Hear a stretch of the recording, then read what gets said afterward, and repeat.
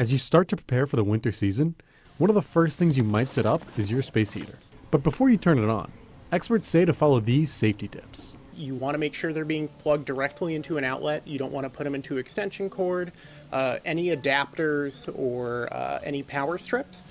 You want to ensure that they're dust free, there's nothing in front of them, and they're ultimately not going to be near anything that can catch fire. And you don't want to leave them unattended either.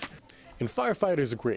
You should always use products like this with caution. It's very important to read all the manufacturer's instructions if you're using any type of space heater or any other type of product to heat yourself or heat your house. And as Christmas approaches, it's important if you have a real tree to keep it hydrated to avoid a fire. My father-in-law always taught me when we had our Christmas tree to take a drill and go right up the trunk of the tree and then fill it with some different cotton so it'd be like a wick, and then make sure it's watered properly so that the pine needles aren't falling down. And so that was always very helpful to us as well. You don't have a mess in your house and the tree stays healthy. And make sure you put out your candles properly too. People like to use candles this time of year. You want to make sure they're attended properly. You make sure they're watched, and make sure when you do put them out that you put them out properly.